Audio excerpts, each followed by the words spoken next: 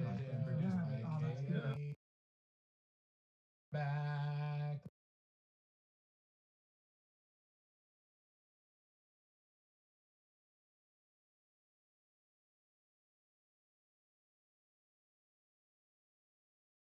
And Tyler.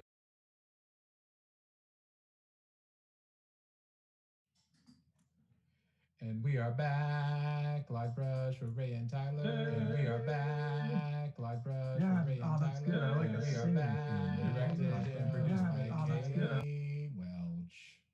Cha cha cha cha.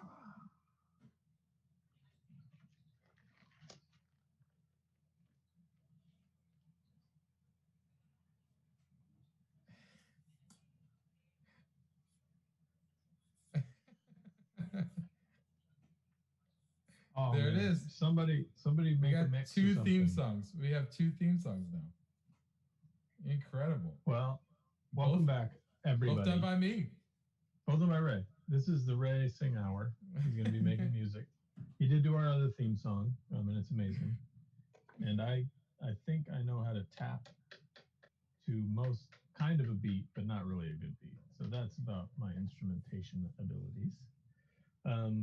But anyways, I digress. Welcome back, everybody, to our special, I guess, what do we want to call this? Two-part? It's this weekend is Lightbox Expo, everybody. So if you've come to us through Lightbox, welcome. If you've never seen us do our little stream before. And get ready. And get ready for us to paint on our tombstone paintings and talk about art. Talk shop. Yeah.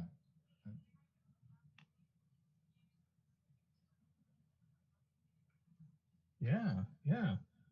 Lightbox is this awesome expo that this will be year 2 of it, but it's all online this year for obvious reasons. And it was put together by Bobby Chiu and Schoolism. And last year it was down in Pasadena, amazing event. It was kind of like, I don't know if folks out there have been to Spectrum or IlluxCon, but it was like a very art-centered expo or convention. It had lots of industry folks and just wall-to-wall artists. Just everyone I've ever really heard of in the industry was there. So now we're all here online, and most of us are streaming throughout the weekend. So, and then the Lightbox website, which is lightboxexpo.com, has an artist alley, a virtual artist alley, and it has a whole list of events, people's talks. And so go on there and check it out. I think you just have to pay like $1 or something to get in and register, and that lets you see everything that's on the site. But just tons of amazing people in the industry, all streaming like we're streaming right now. And we're going to stream today and tomorrow. So we're doing like a special thing for Lightbox.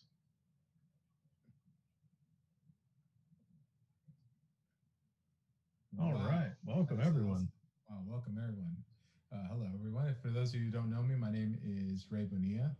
I am a fine artist and illustrator working out of Buffalo, New York. And Tyler and I started this stream show. Tyler and I and Kate started this stream show to basically as a way of really hanging out and also being able to share some of our knowledge of art and across different sort of themes and everything like that, and talk about our approaches and similarities, the differences, and overall just have a ton of fun. So I think you're in for a special treat, man. Tyler, we lined this up perfectly. I just want to say, Tombstone, Lightbox, okay? Yeah. I mean, it's perfect. Match made in heaven, folks. Okay, so so welcome. It's going to be a good time. I hope everyone's in for a wild ride because we're going to be painting the crap out of these paintings. Yeah, I already told Kate that I'm painting the hell out of this thing. So should be a lot of fun. If you are just, if this is the first time you've seen these paintings, they're basically we both decide on themes where we just paint. For now, we've been painting portraits, and our theme has been the kind of like 80s action heroes, from the movies that we loved. And our first one was I did Deckard from Blade Runner, and Tyler did Ripley from Aliens. Oh, you know what? I should the first or the second because we got new folks. I did. Yeah, well, you gotta show that. Because back then we were sticking to, way back then in the pilot episode, we were sticking hard to 80s. Yeah. Now we're doing Tombstone, which is what 93, 94. Boy. Still.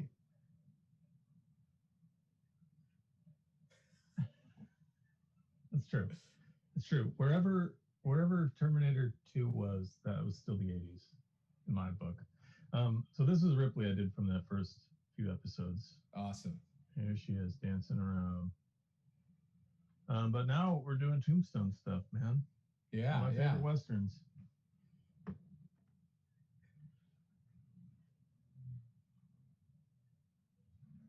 Okay. Oh yeah. So I am from Queens, New York originally.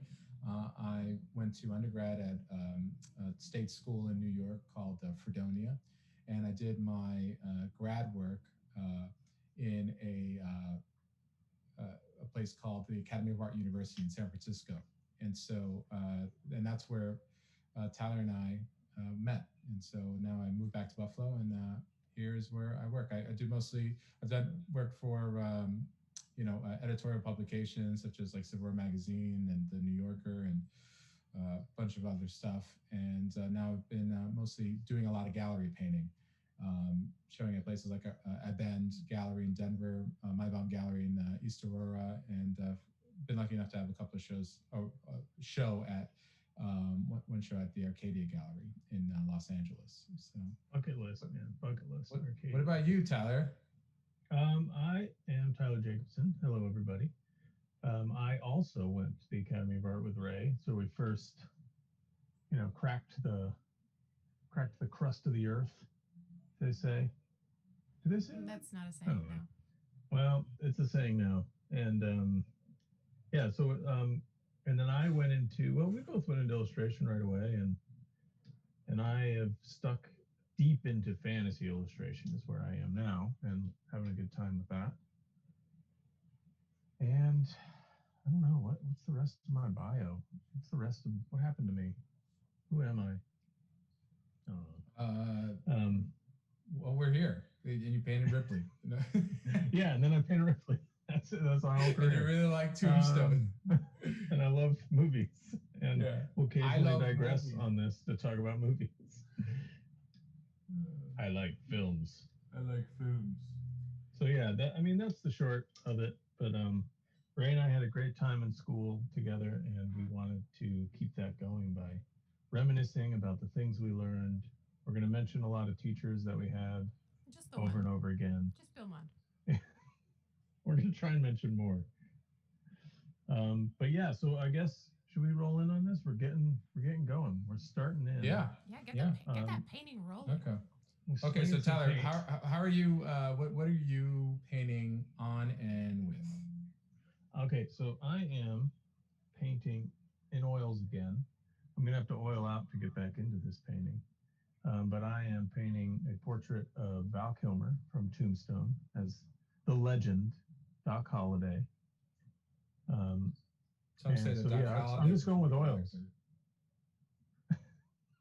Wasn't there a Michael J. Fox movie where he was like Doc Hollywood or something like that? Anyway, I don't know. Okay, I'm painting in oils. Everybody, we're painting in oils. I'm just gonna keep going. Maybe I'll finish this time. I thought I'd kind of gone through it pretty quick on the last episode. Just a race with Ray. Oh my God! Yeah. So we have a theme in the show that I'm a really slow painter because Tyler always finishes his paintings live, and I always have to like a hack finish it off camera. Where I use all of the secrets of painting. So yeah, it's almost like you're hiding something. Yeah. Really letting anyone see it until after you've done the secret touch in the workshop. Hey, Tyler, do you want to hear a compliment from the chat? Oh yeah, please. They love your beard. No, nobody likes your beard. Kipling _art says, Just want to shout out to Tyler really quick. At Lightbox last year, I was at your booth and you urged me to show you my portfolio and get out with it. And it really helped me not feel like an outsider in the business. You were incredibly genuine and wonderful. it meant a lot. Thanks again. That's awesome. Thank you. That's That's really awesome. nice. And Welcome to this stream. yeah, Yeah. I hope it's going well out there with you. You know, it's always scary shopping your portfolio around and very nerve-wracking. But you know, the more you do it, the more you get used to just presenting your work. And I'm glad it's going good. That's fantastic. Totally. That being said, this is your first show, you're new to this. There's a rule: we don't compliment Tyler. We try not to address him or talk to him. It's pretty much Kate and I that really drive this show. We carry it pretty hard, yeah. They keep it together. Yeah. Sometimes Tyler's just. So I'm sorry you walked into that. No, seriously, welcome though. Oh gosh. Okay, so what are you doing, Ray? Ray's got more of an illustration going, which is awesome. Yeah, so I'm painting. I basically started underpainting where I lifted out using gouache, and I've been going over opaquely with acrylics, and I'm painting on like basically a piece of cardboard that I mounted a drawing to that I did digitally, and I mounted it with matte medium, really similar, almost identical, probably to the way Donato Giacola does mounts his stuff or prepares his paintings. So check him out. Is he doing Lightbox? Yeah, I believe so. Okay, yeah. I thought I saw a thing earlier that he should have a booth in the Artist Alley. I don't have a booth in the Artist Alley this year for my own negligence, but he should have one. And yeah, check out his stuff. Like Ray said, he's amazing.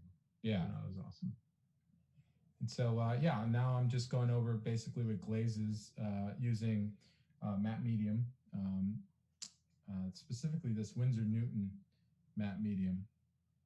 Continuing the Winsor Newton commercial that is this podcast. They might be watching now, so you know. I just got find looking for sponsor money. Oh yeah, massive sponsorship opportunities here. Yeah, hey, from Winsor and Newton. We've got a question that you guys may have answered it before, but we've got all these new viewers. So, let's fire away. From Evaquate, do you have a preference for subjects to paint, i.e. portraits, still life, landscapes? And if so, what makes it your preference? That's a good question. Have we answered? I don't think we've actually, if we have answered it, I like answering it again. That's a good question. Good. So I don't know about Tyler. I'm pretty sure we're almost on the same page with this, but you know, our education really caused us to fall in love with like every single type of subject matter. And so it was like still life, landscapes, figures, portraits, all, you know, pretty much equally. Tyler and I really enjoy head painting, you know, portraitures, just because all of our favorite painters are the great portrait artists of, you know, Western art. And so it's always a lot of fun because we love the idea of capturing like a likeness of someone, you know, to be able to like say like, wow, that's this person, you've captured this individual. And so, yeah, but I think that each subject has its own thing, you know, that really draws you to it. So I change every day. Like I'm working on a landscape upstairs and in my oil painting studio, and you know, I love painting landscapes, you know, just to be able to capture the essence of a place, you know. So I think as illustrators, since we had an illustration background, I think you kind of fall in love with all sorts of you know, subject matter. I don't know. What do you think, Tyler? I totally agree. I you know, our training, we kind of were taught to be illustrators, we had to be able to paint anything, which I still think holds true. Like if you want to be an illustrator, you really got to learn how to paint anything. But I think, and I still do enjoy the challenge of trying to paint everything that there is. Right. But I think I like doing these kinds of things because I'm so used to I imagine, Ray, you're doing the same thing, right? We're both used to sort of tackling these really complex compositions with lots and lots of complicated colors, and they're really challenging pieces in our day-to-day work. But these on the stream, we're trying to show. For me, it's a simpler challenge for me to do this simple portrait, Right. and I like that it's almost meditative and relaxing to me. So Totally. I don't know if I have a favorite, but I do like these moments where I can kind of just relax, and all I have to do is worry about getting the structure of the space right, and I don't have to juggle a whole bunch of different things at once for this. And I also think it's a great way for us to communicate concepts while we're chatting and having a good time. Yeah. Catching up, essentially. Yeah, we haven't talked since last show, right? Yeah, it's been a fucking crazy week. The whole state over, I mean, the whole West Coast on my side is on fire. Can't even look out the windows without looking into, like, I think we can see, like, I don't know, 5 feet down the block. It's so that's going on, and been pretty busy with work, so it's pretty crazy. Yeah, we haven't chatted since, I don't think, last show, man. Yeah, last show. Wow. Yeah. Well, it's cold here. We've got another question. I love hearing about the respective weather. We can get back to that. But EJ Manual 3 says, Ray, you talk about portrait painters and landscape painters, but do you have a specific painter that is your inspiration? You don't have to say Tyler, but I mean, you should. You should acknowledge me. Well, I want to thank EJ Manual 3 for coming in the chat first. Second, portrait painters, I've got a bunch of them that I really like. If I had to pick one, I guess that's hard. Maybe John Singer Sargent. Oh man, I mean, like, you can't go wrong with him because he's just one of the best that ever lived, and dangerously good. Yeah, just like an incredible artist who was able to capture a likeness and an essence of an individual with very few strokes, very efficient or an economic manner. What I mean by efficient economic, I just mean like being able to place brushstrokes down, and he never wasted a brushstroke, and that's something for me to aspire to, because it takes a lot of work. It took him forever to do things a lot of times, but he made it seem super easy, and I think that's he embodies kind of what I'm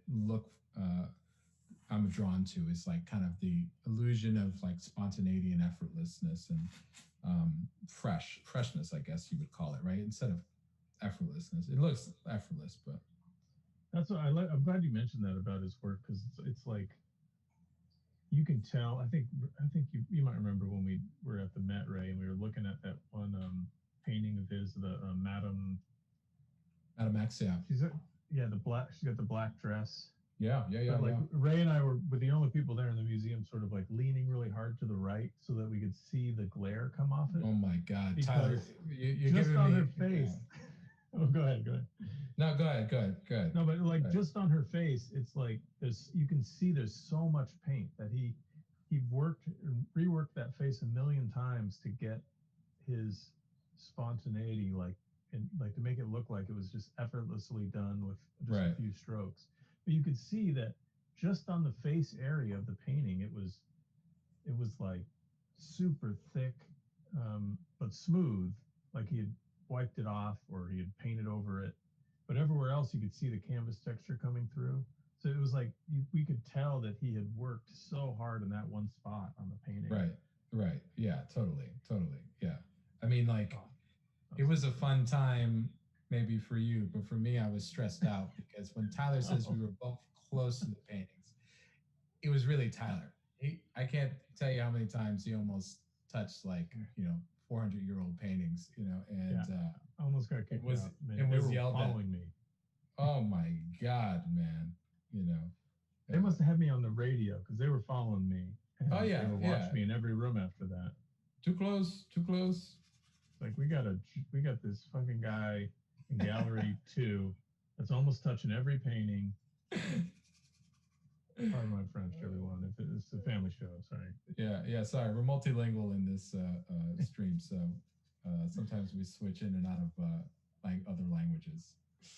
Uh, but yeah. Some fouler Love. than others. Yeah. Our currently our only VIP, Aaron Rufino, is here in the chat and it says, "Can't wait to take your head painting class through Visual Arts Passage, Ray." Oh yeah. Oh, sweet. I'm I glad wish that I you're was on taking that. board. That's awesome. Yeah, so I'm. Thanks, Aaron, for signing up. I'm teaching it just got announced this week a head painting class. It's called Head Painting from Paint to Pixel for Visual Arts Passage, which is a great online Title, man. art Title. school. Is that your title? Yeah, man, you know how I go. Dude, wordsmith. Yeah, I even got a theme song. But so yeah, it's a lot of fun. No, not yet. I already, I don't want to oversell this episode and put it so high up in quality for these new Lightbox viewers that the next one they're gonna be utterly disappointed and gutted, and then we just lose it. All right. Well, sorry, I cut you off, but keep plugging it. Plug it. No, yeah, no. Class. So it's a class that explores head painting and different ways of doing it, and I use head painting as a kind of what we're doing here as a basis to teach different approaches that all fall under the same type of thinking method, and so and it's pretty much predicated on, here we go, there should be like a ding sound. What we were taught by Bill, from Bill Mon. So one of our mutual mentors. So shout out to Bill Mon. Always. I feel like folks who are new to this show, we mentioned Bill a lot, and yeah, I do think we have to have him on here somehow. We got to figure out how to do it. I know he may not be a tech dude, but if we have to fly to Utah, we'll do it. Yeah, we'll fly to Utah. Hey, well, if you want to fly to Utah. Perfect. If you're interested in us flying to Utah to do a special live brush, consider subscribing. Press F in the chat. Yeah. Press F in the chat. So a couple of things from the chat. Howard Lyon Art is in the chat. Says, hey, Howard. And says, Tyler. And then we have a great question from Corbin Hubler, who says, "Hello, I'm a huge fan of both of your work. Tyler's work is a major inspiration for me. It's so cool to see how both of you work and your process. Quick question. Once you've put together a portfolio, should you put it out online and wait for companies to contact you? Or should you go out and contact companies even if you don't know if they are looking for illustrators?" Never wait. Get out there. Do not wait around for people to contact you, because they may never contact you. You got to get out there and show them your work. You got to think of it. I guess the best way to think about it is, you may not know what they're seeing, so just get stuff in front of them, because maybe they missed you somehow on all the various sites that are around, and maybe you're exactly what they were looking for. So it's always great to just charge forward and show them your work. Couldn't have not wait around. Said any better, man. Yeah, just go get it out there. I mean, like one of the galleries I showed with, I had always wanted to show at them for years, and I just thought, like, oh, maybe my work would be good enough that it'll catch their eye and stuff, and it never happened, and all I did was emailed them and presented my work, and made sure I was as professional as possible, and they were like, yeah, we love your work, we've been following you for a long time now. So they had known I existed, but was waiting for me to pull the trigger. So a lot of times that happens as well.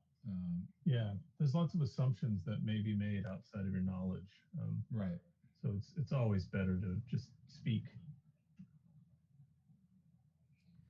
Another question from the chat from Chappie McChapman for Tyler. What made you paint the recent Jason mirror image piece at such a large scale? And do you guys ever want to create really large pieces like Bierstadt size? I've always wanted to do something really large, but let me address, I guess, that first part of the question. The reason I went so big was I've had a friend of mine, Chris Ron, who's bugged me for years to paint Chris Ron. original. Chris Ron, shout out to Chris, amazing painter. Check out his work. And also to plug back to Howard, check out Howard Lyon's Yeah, oh work my as God, well. Howard's He's absolutely phenomenal. insane. Two powerhouses we're talking about here, folks. Howard, So, feel free to drop your any links that people might be interested in the chat. Yeah, please, Howard. If he does that, everyone's just gonna leave and go with Howard. That's fine. But Including okay, us. so yeah, we just drop out. See you guys. See ya. So Chris bugged me for years to get into original magic pieces, and because I'd worked in magic digitally for quite a long time, and so I don't know, it was like middle of last year. I was like, okay, I'm doing it. I'm going back in because I had done illustration in oils for, I don't know, 7 years, I think, at that point. So I was like, I'm going back in, and I did a couple paintings at like 18 by 24 for magic. And Chris was talking to me and he was like, man, if you paint bigger, you don't have to use tiny brushes. You can use bigger brushes. I was like, okay, that does seem easier. Because then I can stand back from the painting. And then, I mean, the other flip side of that is the aftermarket sales for magic are really big and people like large paintings. The collectors like large paintings. So I went 24 by 36 and it almost killed me. It was a mistake. Halfway through, I was like, this was a huge mistake. I have so much ground to cover on this painting. But because that was when I had painted a 24 by 36 since art school, I don't think. And I had to do it in, 2 weeks or something. So it was challenging, but I had a lot of fun with it. Ray's painting big paintings like that all the time. I was like, Jesus. Not easy. It's not easy. I would love a Bierstadt type of to do a Bierstadt painting like that scale. It just, it all kind of boils down to like, spending. I mean, something like that would take me like a year, of planning and a year of painting and at least, and so some of those like. Remember those Eli Rippin paintings that were like he spent like a decade on this piece? Yeah. It's just like, oh my God, Rippin was incredible. And I mean, obviously, I know how big a Bierstadt painting is. I'm just testing to see if you guys know how big are we talking for a Bierstadt painting? Talking like some of them are like 10 feet. By I mean, like they take up entire rooms. Like there was.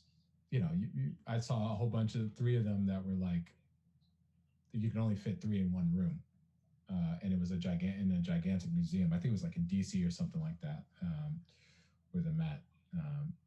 They're pretty large. I don't have actual figures, or I should say, I know the figures how large they are. But Tyler, how large are they exactly? I don't know, to be honest. I remember. Kate and I do. I failed. I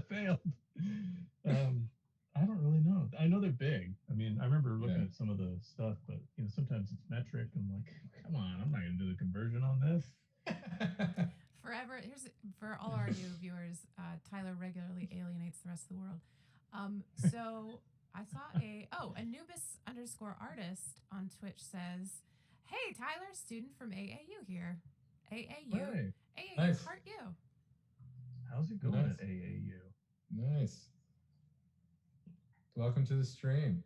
I wonder. I mean, we occasionally run into folks that are just gotten out of AAU, or and I'm always interested in hearing their experience because we had a unique experience there, and things change, and sometimes I'm like, oh, that's different now, or oh, they don't have that class anymore. But I'm always interested in hearing how it's still going there. Also, check in with Chuck every once in a while. Yeah. Also, Chuck Powell owes us a lot of money, and so we've been trying to track him down. Yeah. Every time he's wily, man. Shout out to Chuck Powell. You guys weren't kidding about Howard Lyon's art. Whoa. Oh yeah, Howard's fantastic. Holy guacamole! You checking out his work? You said we said not to click on the link. Yeah, I'm Listen, guys, you got this, right? I'm gonna just. All right, all All right. right, see you We'll later. keep talking.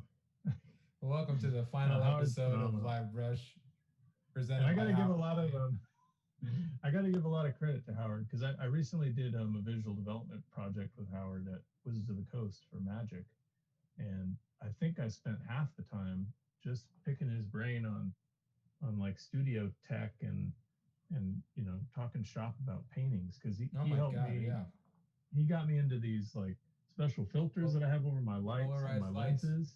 Yeah. Yeah, which Howard, we're it's using like a it. magic trick. Yeah, and Yeah. Howard, I told Ray. I don't know if you're still in the chat, but I told Ray, and now Ray and I are both using them.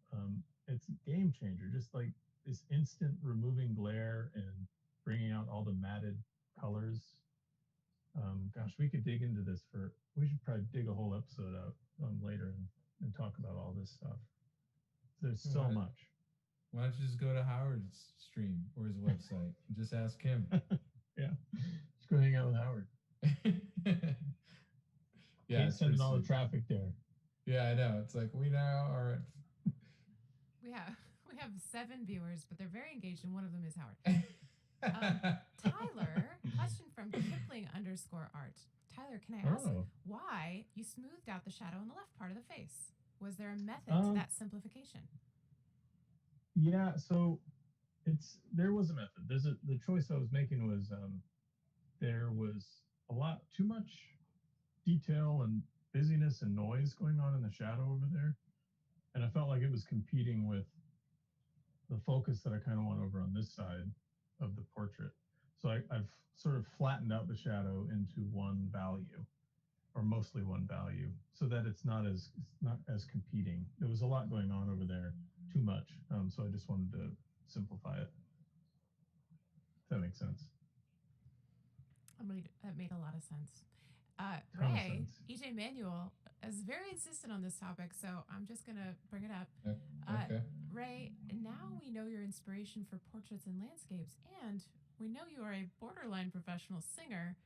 Can you sing us your favorite song from SUNY Fredonia? In the improv world, this is called pimping. Raising it. Yeah, pimped right I'm now. getting pimped right now. No, it's not safe for stream. It's the song of your alma mater is not safe for stream. Oh God. See, we both had this is like another completely separate subject, but we both had interesting undergrads. Like I went to Gonzaga University, and got like this very loose art education. And after that, I was like, I got to learn more about this because I was mostly like ceramics and printmaking when I was at Gonzaga. And start off as bio, right? And I was a bio major at first. I love science, still do, but Dr. Tyler. Profession, not for me. Yeah, that's my other name. I don't even have a PhD.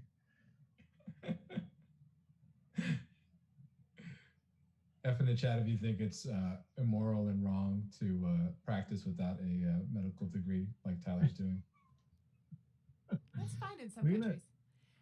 Should we make T-shirts someday that say F in the chat? Yeah, we should. We will. Don't worry. I'm on it. Hey, Ray, a question from, hold on. Let me scroll back up for a second. Perrier_Gray. Is Ray a fan of, I'm going to say this wrong, Dudash? Oh, you talking about Michael yeah, Dudash? CM Dudash? Yeah, man. He's awesome, man. He's awesome. Great illustrator at first, and he's done mostly like Western art now recently. Have you ever seen Michael Dudash's work? I think a little bit. It's, yeah, he had this like. If I had a weakness, it would be that I can never remember names. But if I saw the art, I'd probably be like, yeah, oh man, yeah. He's another one. Like if you ever, we had mentioned Bernie Fuchs at the in the last stream about Lift Out, and Michael Dudash was one of the like artists who kind of came from that tree of like thinking like the Lift Out. He turned it into his own thing. Really, really cool stuff. You should definitely check it out on YouTube. I think there's a video of him making a workshop at this like old school art school. It was in LA. It was like a trade school. It was called Art and Associates, I think it was called, that Mark Westemo ran. And that sounds familiar. yeah, it's like him, and he had a special guest, Tyler. And do you know who that special guest was? Take a wild guess. He had a special guest artist, illustrator. Was it Thomas Blackshear? It was Thomas Blackshear.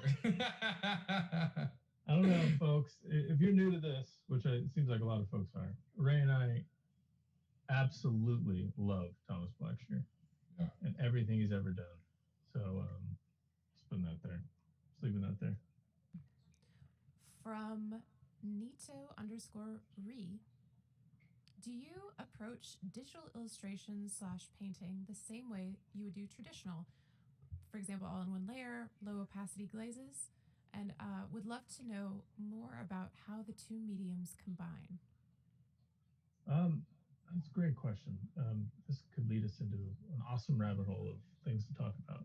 I do approach my digital. So I trained in oils originally. So all my digital work was just as I was getting into it.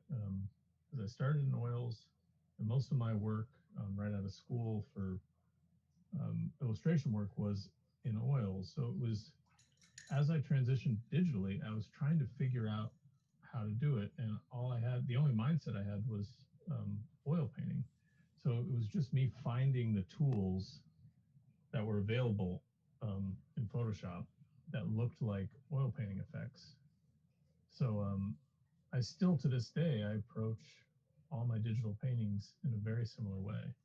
I've found some like little things over the years that kind of I guess, like speed up the process, but it is still like versions of oil painting that I'm finding, like, multiply layers like a glaze. So it's darkening it. I guess, I mean, there are other analogies. I mean, overlay sort of doesn't really have an analogy when it comes to, that's sort of one of the tricks, I guess, is a really nice overlay layer does a lot more than anything you could do with an oil painting. But there's just a lot of things that translated, and I used those as I moved along. But yeah, so I still think in the same terms.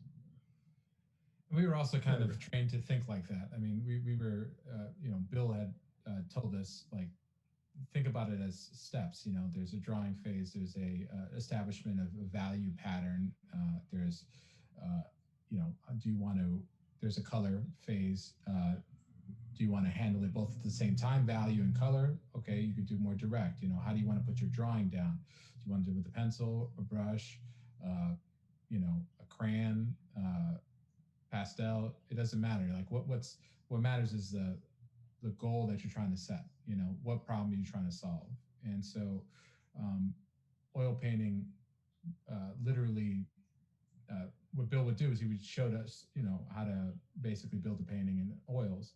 And then other classes that we had, he was like, hey, remember that thing that we did in oil painting? Well, here's the acrylic and colored pencil version of it. Here's the gouache version of it. Here's the, so on and so forth. And it caused us to think about the mediums basically just being whatever, as long as it's compatible.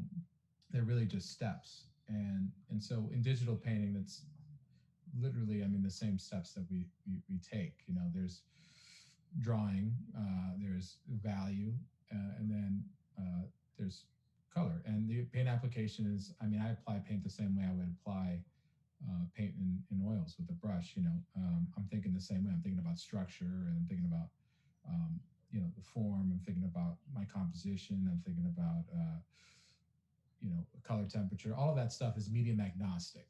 And so yeah, exactly.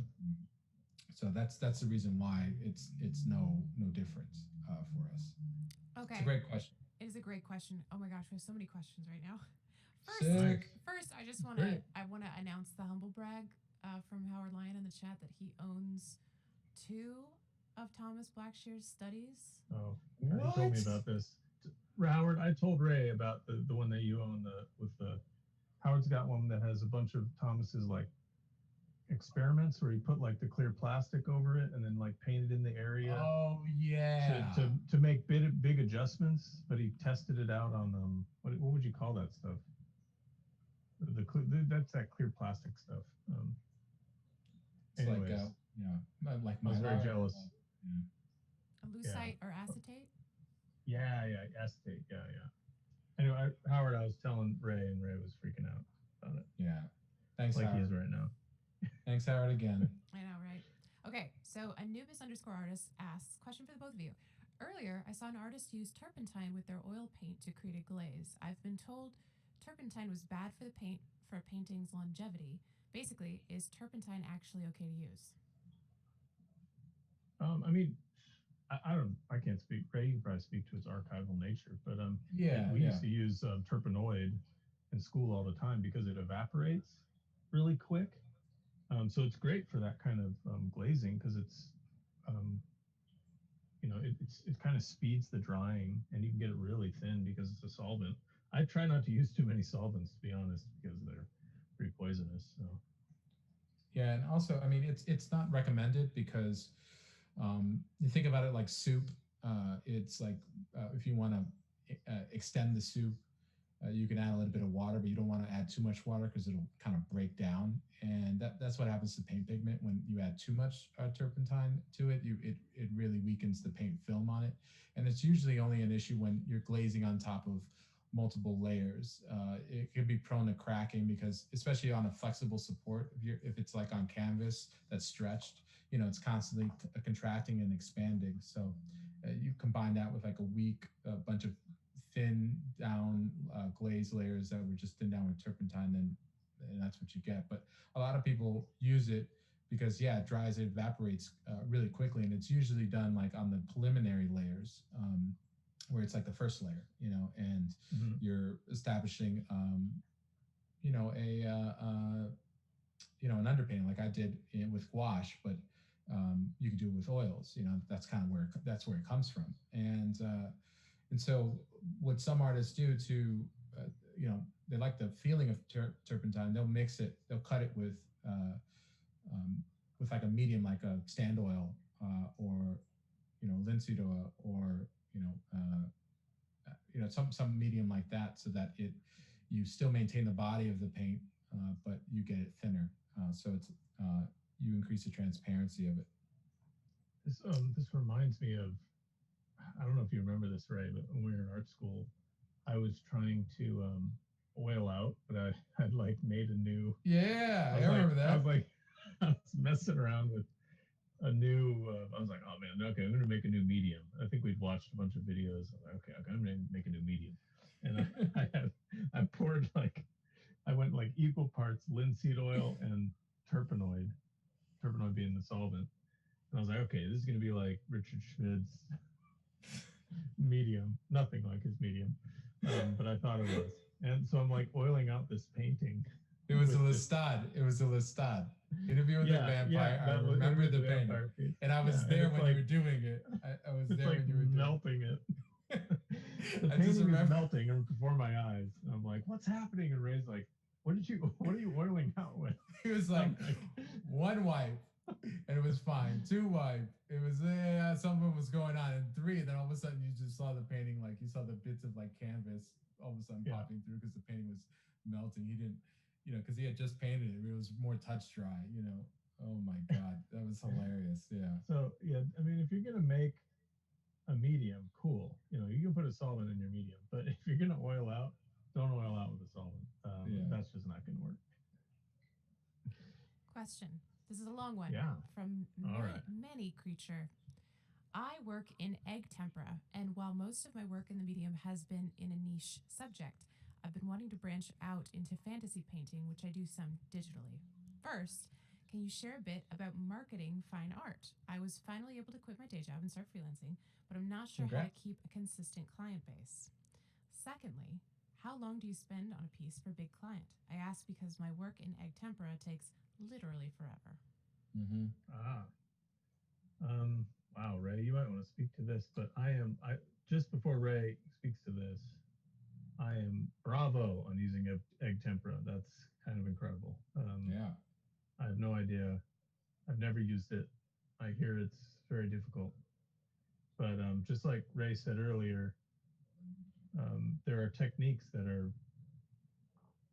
medium agnostic. So you might be able to switch to a different medium and still do similar techniques if you feel like tempra's too slow for what you're trying to do. But Ray, maybe you can speak to the other questions. Yeah, in terms of like marketing your work and things like that after. Yeah. I think it's just as simple as once you're done with a piece, you send that piece out as long as like the NDA is clear if you are under a non-disclosure agreement. But once you have that, send it out to potential other clients who might also use the same type of work, and just keep updating them, get to know them, get to know the art directors, do your research. Share your work online, and also try to cultivate a following, engage your audience, and do streams online and answer questions and things like that about egg tempera, because it's a really interesting medium. It's not a well-known medium. It was the medium forever, and right. I mean, before they invented oil painting, right? Yep. And then the cool thing about that was when it came about, when oil painting came into fashion, they realized like they could do a lot of the stuff on egg tempera on a board, like because you got to do it on a rigid surface for the most part, if you're going to really build it up, and you could do glazes in oil paint on top of that. So it was like this kind of like cheating is what it was. Is what you're saying? yeah. Because it dries so fast. If it's not all cheating, new mediums are cheating. Yeah, if it's not cheating, is it really art? Right. Yeah. Here's a question from Chabby McChapman again. Has Tyler done any traditional pieces for D&D yet? Curious if it's just Magic the Gathering so far. Maybe Kate can answer that. And I said in the chat that you haven't done any traditional pieces for D&D yet, but I thought that your answer for why might be interesting. Well, my first few pieces for D&D were in oils. Yeah. And I still have, I think, almost all of them except for one that I sold to a collector. And those were like 4th edition pieces that you did? Yeah, they were all 4th edition. So none of my 5th edition stuff was in oils. But wait, what was the other part of that question?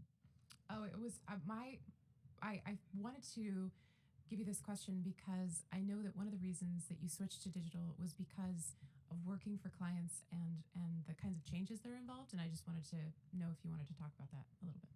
Oh, yeah, absolutely. In fact, that is why I had switched. I had, there was a whole bunch of things going on. It was sort of like a confluence of different reasons, but there was like a lot of changes that I was having to deal with. And, changes are a little quicker when it comes to digital. And there was also this amount of, I was juggling so much stuff, and, I was new to the industry and my time management was pretty poor. Not to say that it's great now.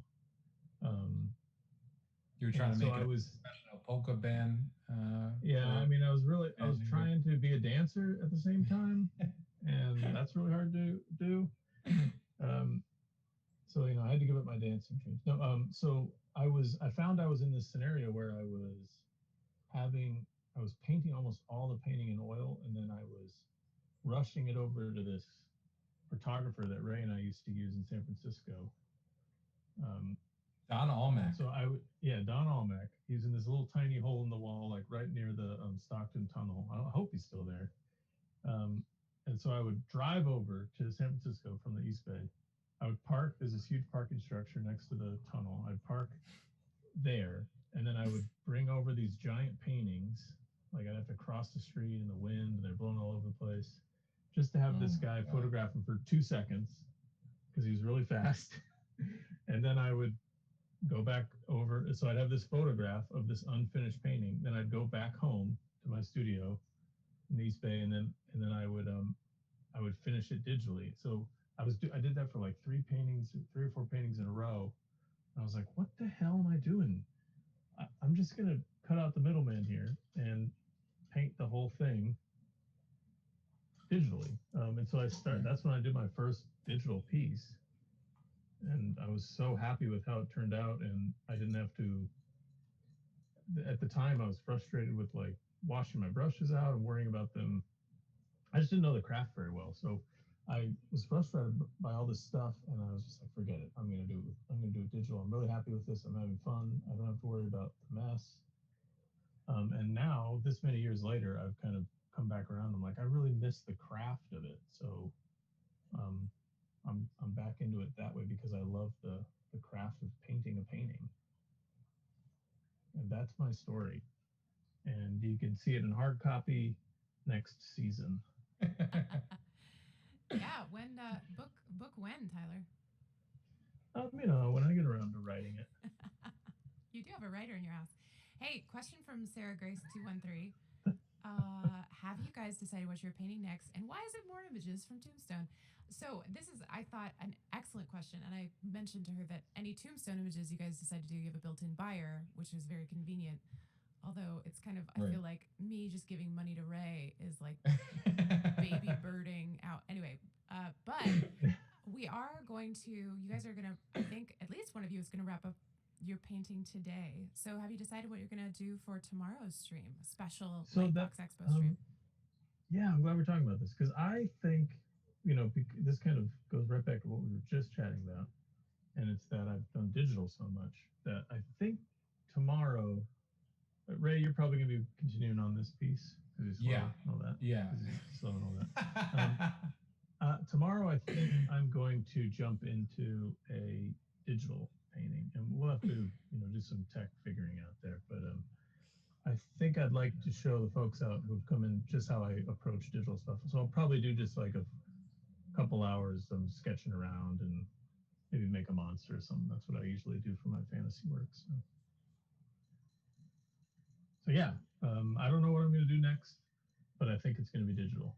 I don't know what the subject matter will be. I'm leaning towards being some kind of weird creature because that's the kind of stuff I love doing when visual development pushes. So yeah, again, that's the other part of my story. Hope you liked it. The only thing I got out of that is you were just being rude to me. So F in the chat if you agree. Yeah, I agree. If I could hit F in the chat, I would. Oh, Denman Rook, F in the chat. Hey, Denman. Nito_re says, there will be a stream tomorrow? Oh, yeah. This is Lightbox weekend, everybody. So we're going to do 2 streams. But I don't think we'll be doing anything Sunday, but, we're doing today and tomorrow. We're going to have a good old time. Yeah, it's going to be a lot of fun. Because I already told Kate, who is the collector of this piece, that I'm painting the HE double hockey sticks out of this thing. So I'm gonna need a second stream, a Saturday stream. That's right. This is one of those special 3-session paintings, folks. Yeah. Yeah. He's gonna need a lot more time, everyone. Just bear with him. Rome wasn't built in a day, okay? Wasn't. Glad you brought that up. Let's get into Roman history now. No, you know what? I think out of respect for the masterpiece that is Tombstone, that I could spend another day because it's worth it. Don't you think so, Tyler? Or I do actually finish up your piece. Because I'm such a big Tombstone fan, I do agree with you. But I also don't have the patience to work on a painting for too long. And so I will abandon it.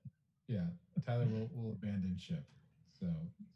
So last episode, there was some serious appreciation in the chat for Tyler's cup that he's painted. When I mentioned this earlier, Tyler was like, oh my God, it's so easy to paint metal, which is the most ridiculous thing I've ever heard. So can you just give a little brief tutorial on how to easily paint metal, Tyler?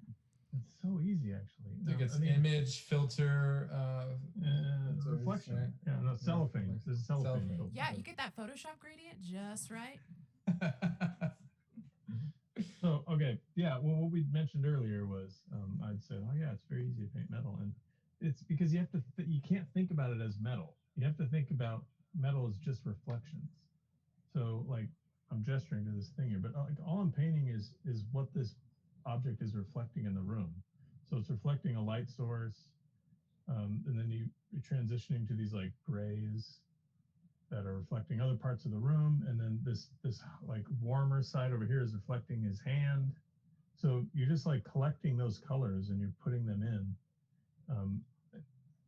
I don't know. That's why I feel like it's so easy. Like, see, as this cup turns, as the form turns, it's starting to reflect his neck area, the warmth in his neck, or like the rest of the room, which is kind of like a really warm lit room.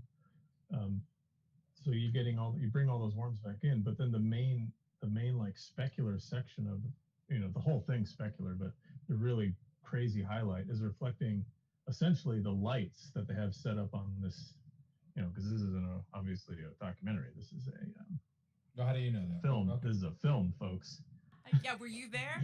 Were you So, there? So you can see that the cup itself is reflecting. See, this main hot spot here is reflecting the main light that's lighting this guy's face, Val Kilmer's face, and then you can see this other little line here is actually, it's probably a bounce that they have off to his right over here. There's probably a bounce box or something. So you kind of you can get an idea of what this room actually might look like, or how the lights are set up facing him.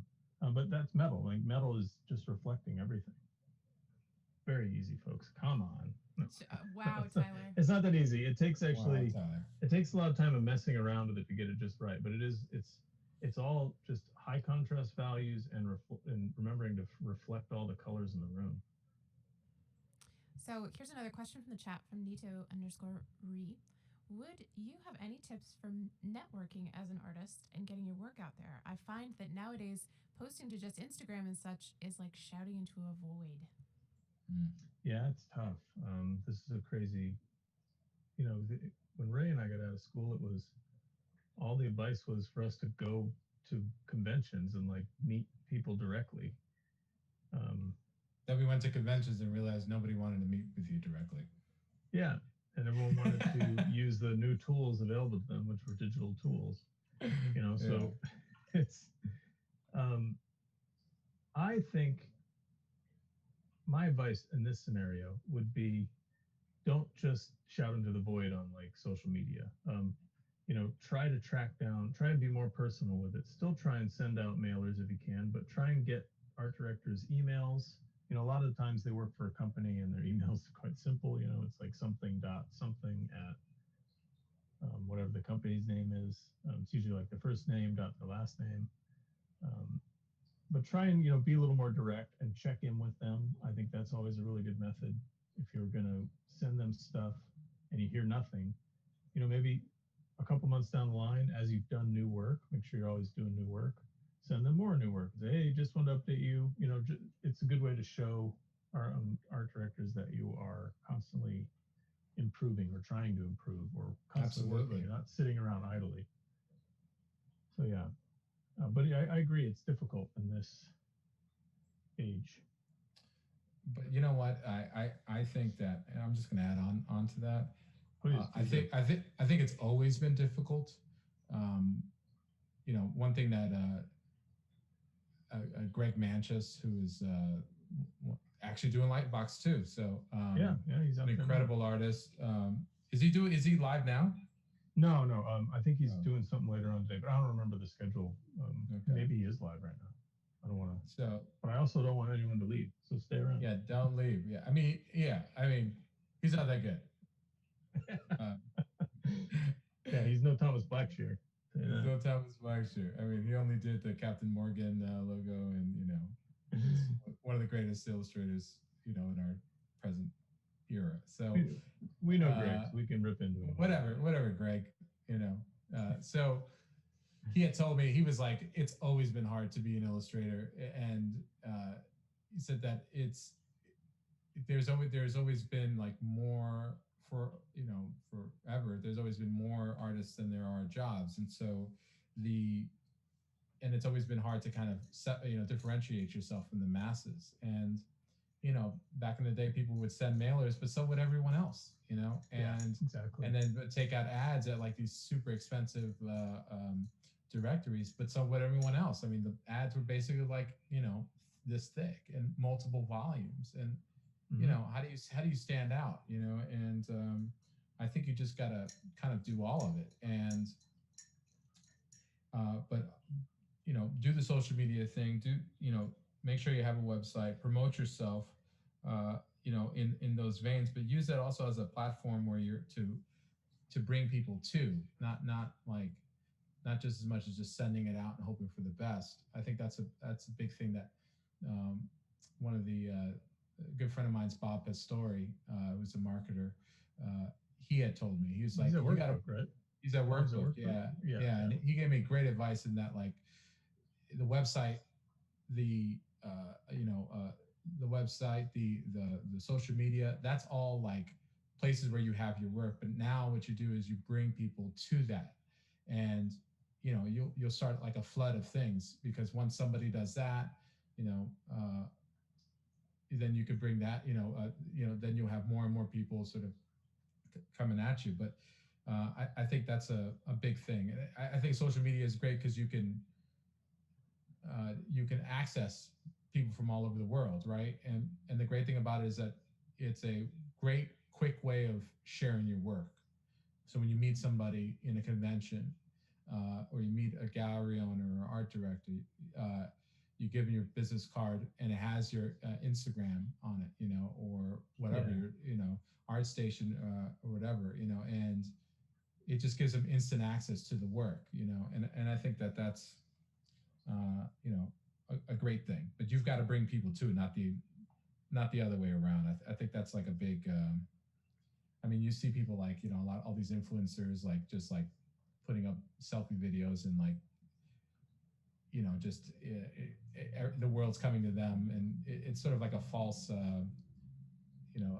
equivalency. You know what I mean? It's not really the way it works. It's like you have to have people come. If you build it, they will come, but you have to bring a couple of people along with you.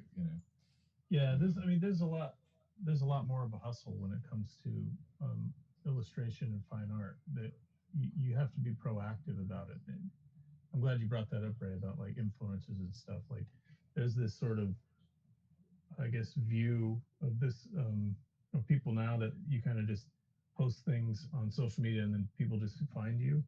It's just, I mean, it may work in particular like influences and stuff, but for illustration work or visual development or fine art, like you have to physically or digitally put your stuff in front of the people you want to see it. Right. You can't expect them to just find it on their own. And it looks better for you when you've actually gone to and done it, right? Like you brought your stuff to an art director. That alone is going to impress them that, oh, okay, this person really wants this stuff. They've come to me. They didn't just leave it out there for me to accidentally find. Right. And like,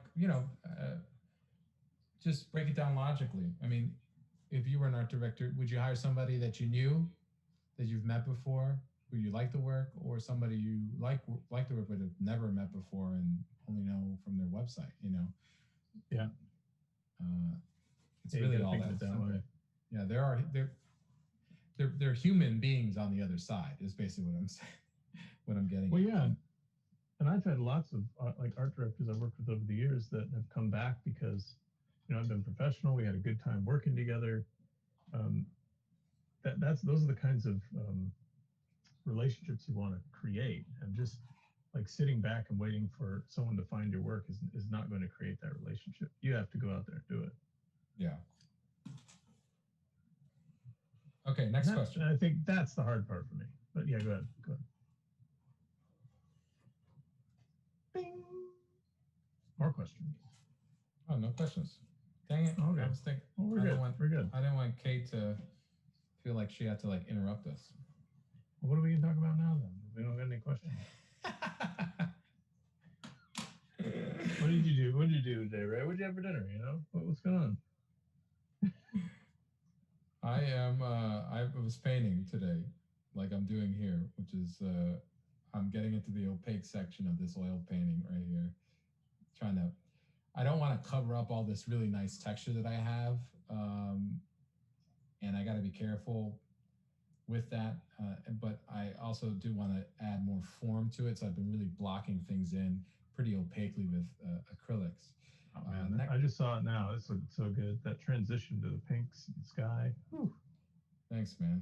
and I'm trying to design like a CM Doodash kind of fade into this this silhouette right here. So I'm tinkering around and placing in like my colors. So hopefully I can get it in. And then if not, good. No, I said if not, I can handle it in oils. If I really need to kind of let work with something that doesn't dry as quickly. Right. I love what you got there with the it's sort of the second guy from of the figures walking in the background. The second guy from the right, he's got that orange, almost like glare from the sun coming through. Like that's, oh man, that's such a hard thing to get when you get like when you have like when the camera's facing a light source, getting that glared edge. Right. It's real challenging. I'm totally making that up, but yeah. Well, yeah, but that's the thing, right? Like from going back to like the training we received, like you start thinking about all that stuff, like because you've learned how to paint everything, so you can make that stuff up. Right. Also, I mean, I saw it in a photo. I saw it in Tombstone. I was watching the scene, but they had it with like horses, and I should pull that reference up so I can really get into it. But I was like, oh, that's so cool. I got to do that. But the horses, they weren't really on horses the whole time. And really the iconic scene is when they're walking, into the OK Corral. Get down to the OK Corral. Yeah. Man, I love that movie so much. I need to watch it again. We can watch it tonight. It's just so good. Hey, Ray. Everyone, go watch Tombstone. One thing to know is that as your buyer for this piece, you can throw a horsey in there anywhere you want. Just plop one in. Just plop one in. Who cares? You are directing? Yeah. You are directing? Yeah, just plop a horse in. I'm sorry. I took a bathroom break, and we have lots of questions. Don't worry. Perrier_Gray on the subject of the cup, Tyler. As you add colors to the portrait subject, do you then add them to the cup? Yeah. I mean, if I were to make like a major shift in the face colors here, then you would want to try and reflect it into the cup. But like I'd say the only part of this cup that's truly reflecting this guy is this side of the cup that's reflecting his hand. And so right now I don't really have it lined up color-wise, but I'm going to adjust that. If I were to make big sweeping color changes to his fingers here, then yeah, sure, I would want to mess with the colors in the cup. But this is like, it's a trick of the shape, right? So no one's really going to probably notice if it's super different from the colors in his hands, as long as the values are just right. And this has come up a lot. Like the colors can kind of be whatever you choose them to be, as long as your values are really strong and correct. Amen to that. Amen to that. F in the chat for that. Hey, another question from Corbin Hubler. This may be a harder question to respond to, but how do you know if your portfolio is good enough to present to companies? In a vacuum, you probably aren't going to know. But once you start putting it out there and getting feedback, then you're going to have a better way to dial in as to how your portfolio stands in that industry. I'm really a big advocate of not working in a vacuum. So get as many eyes on your portfolio as possible. Agreed. Yeah. The answer will always be no if you don't show anyone your work. So yeah, it's the same with awards. You're never going to get an award if you never submit your work to the award show. Right. So you're not going to know how your stuff is if you don't show it to people.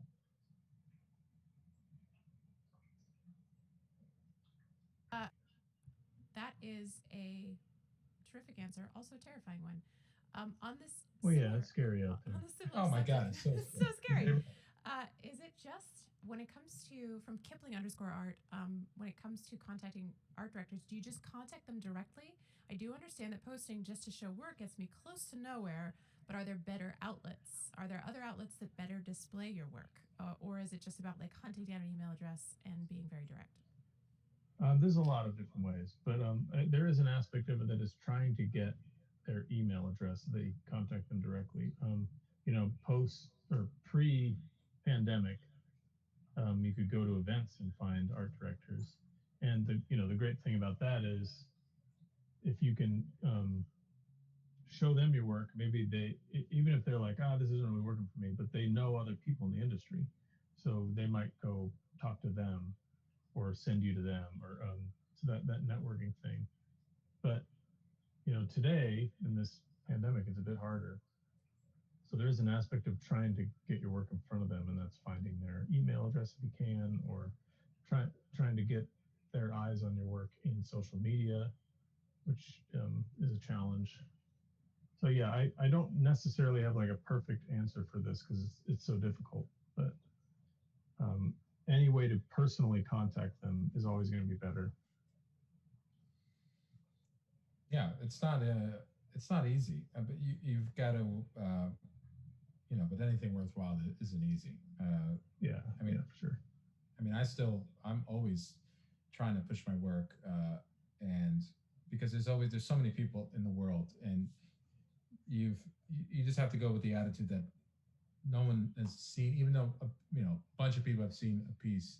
There's always going to be even more people that haven't seen a piece before, and just keep pushing it and getting and pushing yourself and getting better with every piece. Like I think Tyler and I, one of the biggest things that we did in school and especially outside of school was just be dead honest about where our works stood, in on when compared to the industry.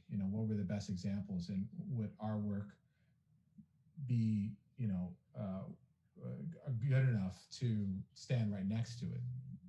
And you never always like the answer because you're never as good as you want to be, right? No, you should be, but it sets you on a path of improvement and always learning. And with that, you'll do a better piece every single time, or at least you should try to outdo yourself and never be satisfied. And then once you have that, all while submitting and you know, again, just going back to what Tyler and I were saying before, like, you know, getting investing yourself in communities, and just putting your work out there, not in a like a pushy type of way, but just, I mean, let's for example, Demon, Demon Rook, incredible artist, right? And I mean, we all met at a show, at LuxCon, and Tyler's career was just starting. All of our careers were just starting, and we were just out there showing our work and just getting feedback and learning how to just improve it, And LuxCon was a huge thing for me. I'd gotten really great feedback. It was feedback that made me realize I knew way less than I thought I did, or I was a lot further away than what I thought I was, and that was a real eye opener for me. And it was a great portfolio review from an artist by the name of Rob Rupel, the legend, and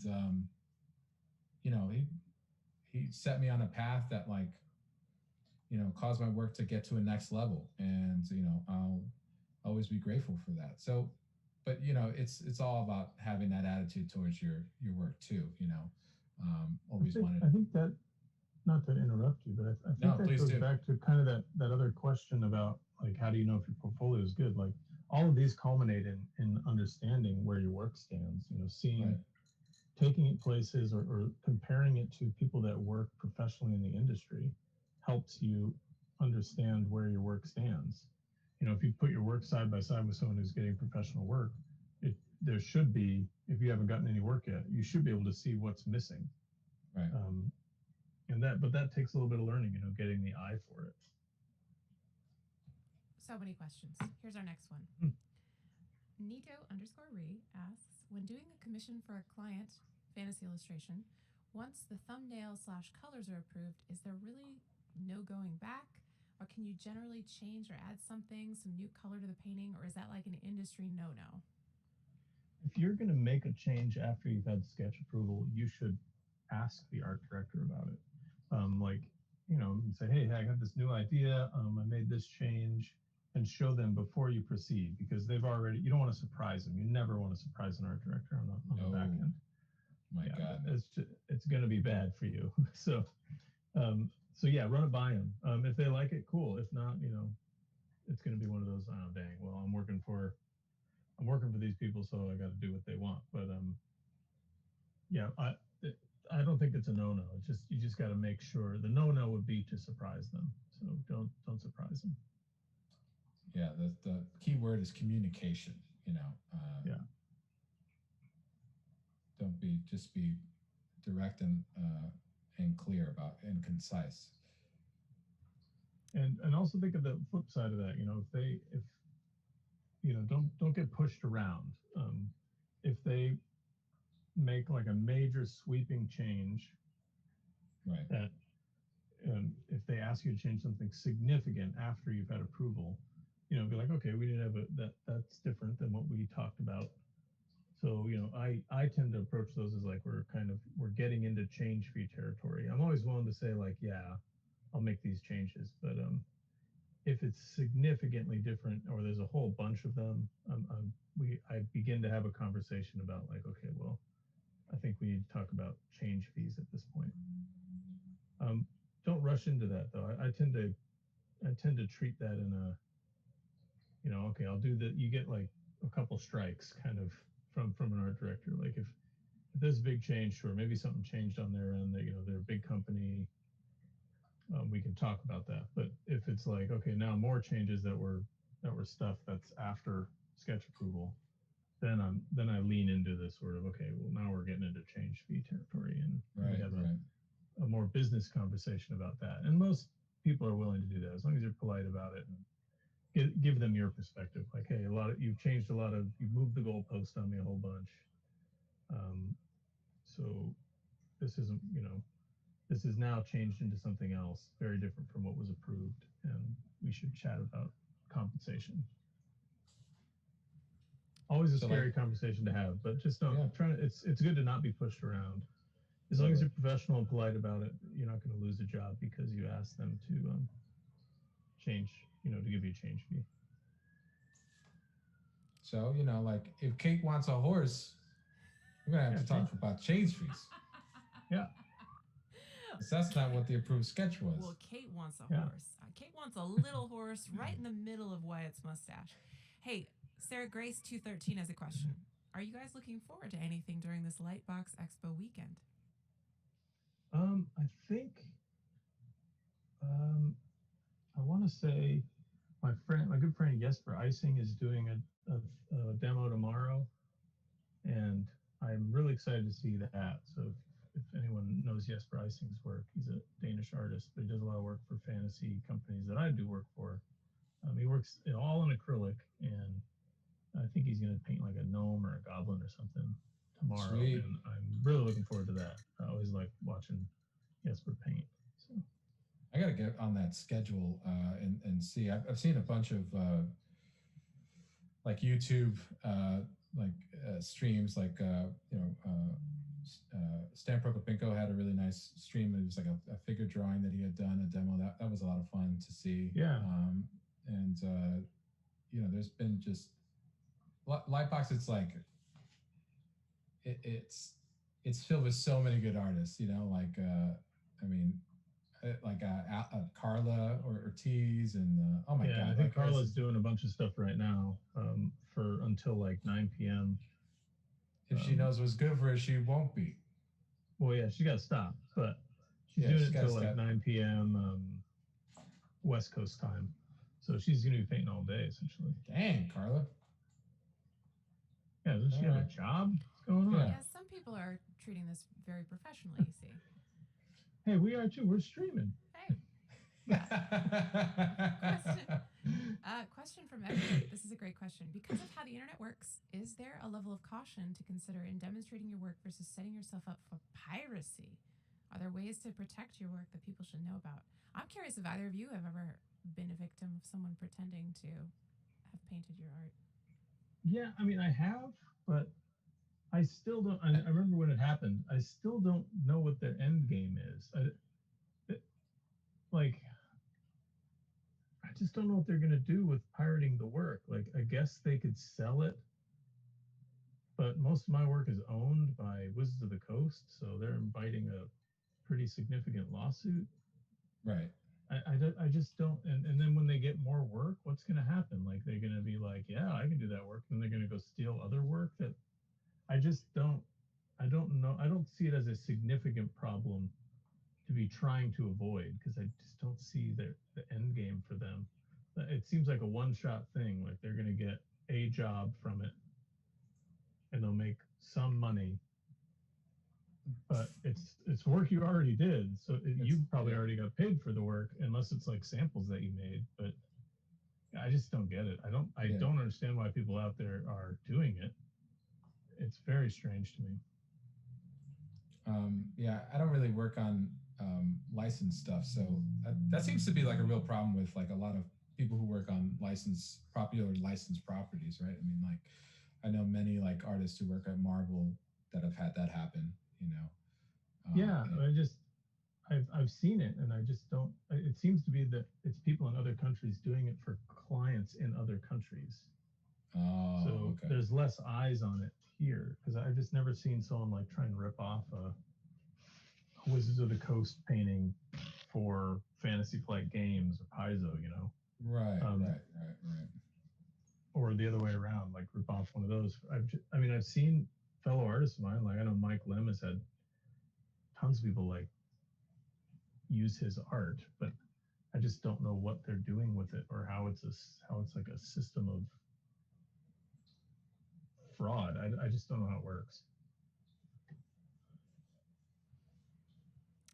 Don't do it, folks. So, do you have any advice on how to protect yourself from piracy? Can you even protect yourself? Is like putting a watermark all over your painting? Is there anything else you can do? I know a lot of art directors don't even like to see that. So I don't know how you could protect yourself from it, because anyone could take the watermark off digitally. Right. Okay. So I do not have advice on that. Become a bigger pirate. Yeah, or just don't have, like, keep your art skill low enough that the pirates just aren't interested. There you go. Just don't paint real good. That's why they don't bother me. Okay, I think Damn it, I was winding up to that, Ray. I think my advice would be to not even worry about it. Just push forward, make new art, because whoever's stealing your art isn't going to be able to keep up, because you're going to be constantly making new art and getting better. Yeah. And they're just going to be left behind stealing art. So it's just leave them behind. It's not a long-term solution for them. It's not a very good long-term solution for them. Yeah. It's not anybody's long-term career. No. So the Fat Baron has a question. Do you find that honest critique is easier or harder to come by as a pro, both giving and receiving? I think I found it easier to find in school, but in UX design, I feel like it's a skill lots of people have lost as they've become professionals. Yeah, actually, I think I agree. I think it is harder to find. I think I have people that I trust to get feedback from. Yeah. And maybe that's why it's harder to find, because I have my own way of doing things, but I do have like a few people that I want to get eyes on it. You know, like I'll run things past Ray or run things past some other illustrators I know, but it's a very short list. Wow, none taken. And I don't let Kate give me any feedback because I don't think she is gonna. F in the chat if you think Tyler's in rare form. Actually, Kate was giving me feedback on this piece this morning. She's like, "It looked like crap, and you need to fix it." And I said, "I don't think I actually." That's why you're not on the. Why now? Why wouldn't Kate be on the list then? I don't know. She was for a minute. But then clearly honest. Not anymore. Howard Lyon says that you guys should paint a centaur. Sorry, Ray, this is for you. What about a centaur in Ray's painting with the upper body of Clint Eastwood? So. Oh man. Something to consider. And I like a change for you, Howard. Howard already knows me pretty well. You can PayPal me, bro. No, we started. Howard Hardline's gonna fund the change fee. That's a good idea. Yeah. Rex Verdi, not a question. I enjoy seeing how you both approach painting. I'm learning a lot as a result. Awesome, Thank you. Rex. I mean, that Thank was you for kind of joining like us. one of the points of doing this was To get compliments. Control Z with my finger. Yeah, it was to get compliments, but it was also to show that Ray and I have very different, even though we had very, very similar training, we have very different approaches. Totally. Not very different, but different approaches. Yeah, I mean, mine are correct and Ray's are sort of wrong. Hey, if you guys could ask each other a question, what would it be? Oh, Ray. What you think I got a question for you. What did you think of that Dune trailer? No, me first. What's your problem, man?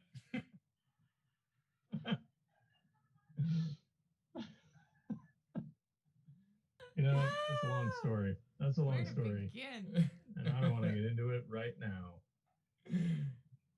Oh my god. But okay, so I don't have an answer for that currently. But what did you think of that Dune trailer? Oh my god, man! I'm so excited.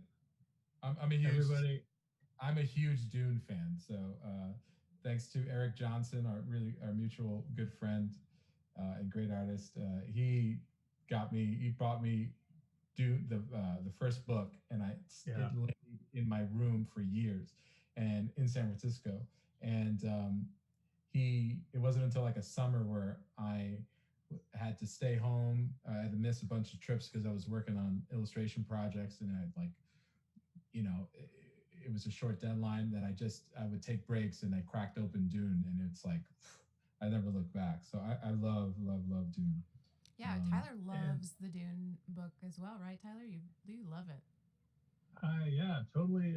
I've totally been able to read more than 20% of it ever. Totally. Oh my god. It's very accessible. Don't bother. It's not. You know what? Dune is not going to waste its time with fools. Okay.